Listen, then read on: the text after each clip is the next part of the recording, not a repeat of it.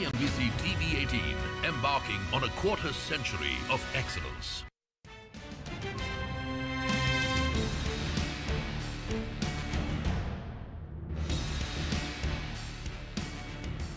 Welcome back. We all have spoken a lot about the Fed's dovish pivot, but a quiet RBI dovish pivot seems to be happening.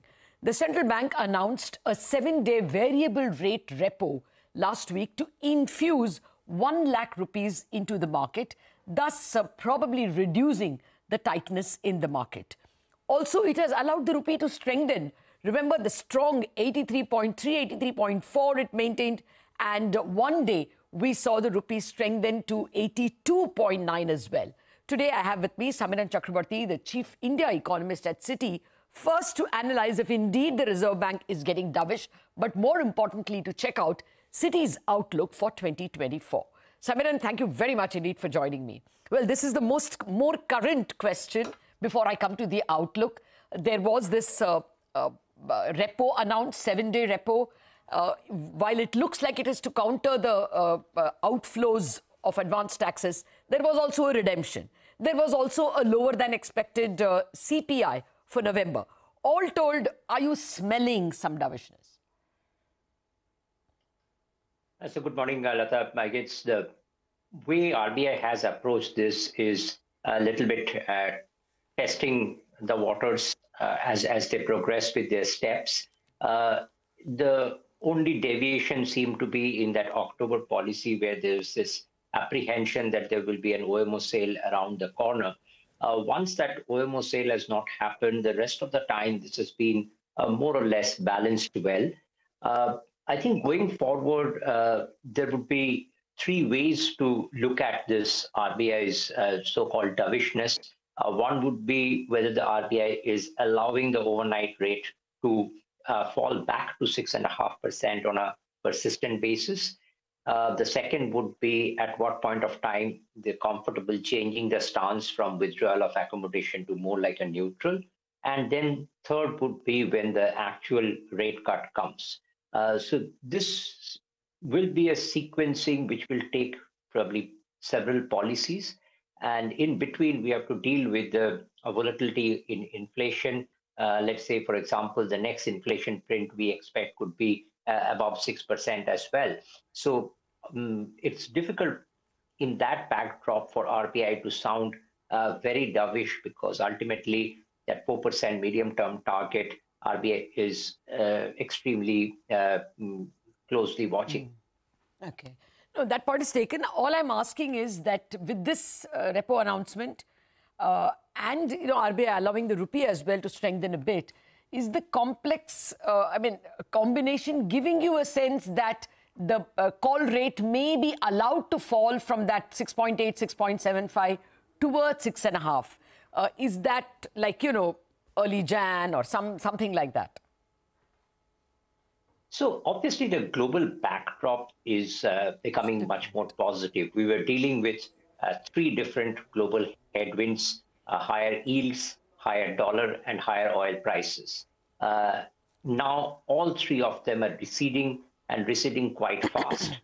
So it's obvious that RBI would be more comfortable in lowering its guards a bit on the hawkish side. But whether that will translate into actual easing to the extent that market would want, I have my doubts, because there are some domestic considerations as well, like, say, for example, the credit spreads or the equity market valuations or the unsecured loans part, which RBI has been highlighting. These are all sort of symptoms of easy financial conditions, and RBI would be mindful of them as well before lowering their guard completely. Oh, yes. And we've already seen the Fed members starting to make those statements, whether the easing of financial markets is going to lead to some looseness, which the Fed doesn't want. Okay, Samiran, now let me turn to the Citi's view on 2024. And let's continue with the bond argument itself. What are you seeing by way of inflation and therefore Reserve Bank's moves? What's the expectation therefore on yields? Do you see the 10-year yield falling? It has more than just RBI to worry. It's also got bond inflows coming in? Sure. My sense is that the yield movement will more be a function of the monetary policy stance. Once RBI is changing its stance towards neutral, we think that could be around April. There is a possibility that the RBI allows a little bit drifting down of yields. We think the first rate cut is not before August. Hopefully by then there will be more clarity on Fed rate cuts or ECB rate cuts. So global central banks, developed market central banks would have already started easing by then, and we will have more clarity on monsoon as well. So not just a core inflation, which we expect to remain soft. On the headline also, RBI will have more comfort. That's also the quarter where the base effect will probably track down inflation significantly. Our full year inflation forecast is about 20-30 basis points lower than RBI's. That's partly because our growth forecast is also slightly lower than RBI's growth forecast. So in the second half of the year, when we will be tracking around the 4.5% inflation, that time the real policy rate would probably exceed 200 basis points. That can give RBI about 50 basis point of rate cut window. It's not going to be a massive pivot towards easing is what my sense is, but a more tactical 50 basis point easing is possible in the latter part of the year. Okay. Well, let me in that case bring up your, fiscal deficit forecasts also. We have been showing what your forecasts have been on growth and inflation. My small doubt with respect to this inflation softening to 4.5, according to you, is that your fiscal deficit, you're not seeing it fall much. You know, for 3 or 4 years, we are having a fiscal deficit at close to 9%. And your expectation is next year also, we are FY25 also, we're going to be well over 8%. If that is the kind of fiscal deficit in a strong economy and with the US economy not really falling off a cliff, would this not be more inflationary? Are we playing down inflation risks coming from the wealth effect, rise in equity markets, as well as a still loose fisc? So if you break down the fiscal, what comes out is that compared to the pre-COVID till today, the about 250 basis point increase in fiscal deficit that has happened, that can be broken down into two parts. One is about 100 basis point could just be accounting adjustments where some off-balance sheet items have been brought on balance sheet. And about 150 basis point is the increase in public capex to GDP ratio. So that is good fiscal spending, which has relatively lesser inflationary consequences. So we probably have this somewhat of a good situation where the investment growth, in our view, for the fourth consecutive year, is likely to exceed consumption growth. Now, it's a different debate that whether the consumption growth that we are seeing requires policy attention or not. But at least from an inflation context, this divergence between investment growth and consumption growth, in our view, should be a positive for core inflation to remain somewhat softer. And the other thing, obviously, in the Indian context is that historically, the connection between something like output gap or higher growth to core inflation is often quite distorted because core inflation gets influenced by several random factors. So my sense is that we should still have some softness in core next year, especially if our view is correct that the overall GDP growth moderates about 50 basis points next year on the back of global headwinds, which is very disinflationary at this point of time. Okay. Yeah, that requires a whole debate. I agree that there were some, accounting adjustments to NHAI's overspend and Food Corporation of India overspend. But this year and next year, it looks like it's actual spending and, one can worry about inflation. The other question, can you take us through your growth expectations and your premises?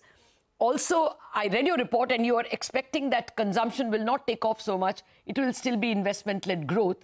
Can private capex pick up in the face of weak consumption?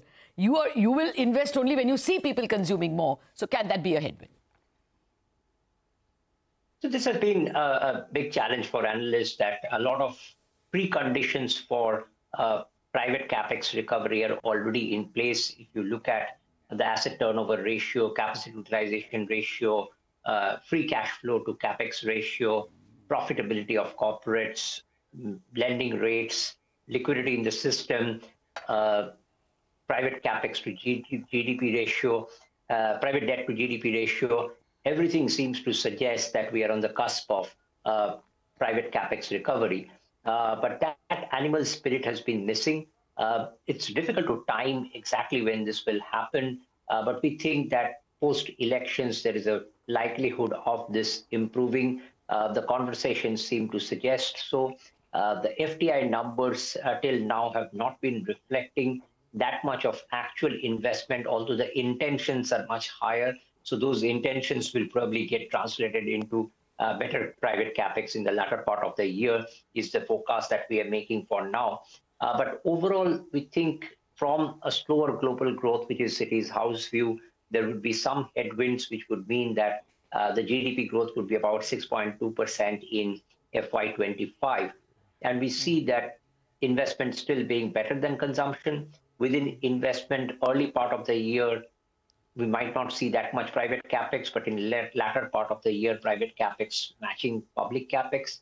And in consumption side, urban seems to be slowing down on the margin because of several headwinds, while there are some very early signs of rural improving, but we need to give it a bit of time for it to stabilize. So that's broadly what we are thinking on growth right now. Okay, I'm borrowing 10 seconds from the next show. Samiran, if you can just tell us how you see the rupee. You've given a wide range of 82.5 to 84. So does 84 come first and then the rupee strengthens? How do you see it? No, we actually have the opposite view, that initially it comes towards 82.5, and probably this good news came even earlier than we thought. With this Fed speak suggesting an earlier move. So the broad point is that Citi's house view is that DXY will stay between 102 to 107. In that sort of a range, the rupees having a 1.5% range for the year seems to be more appropriate to us, as it will be less volatile compared to the rest of the currencies. And as of now, whatever valuation matrix you look at, they look quite comfortable. Our balance of payment forecast for next year is also in that not too hot, not too cold range of about $30–40 billion, which should be good enough for RBI to keep the rupee in a relatively narrow band. Okay, got that. Thank you very much for squeezing your reply within time. The broad Citi view is it's a not too hot, not too cold year, but not quite Goldilocks, because growth is going to dip a little bit in their estimate, but inflation will dip a lot more. That's a fairly happy situation to get into 2024. Thank you very much, Samiran Chakraborty, for joining us, and a great 2024 to everyone at Citi, and to yourself as well. Wrap up on Bazaar. Chartbusters up next.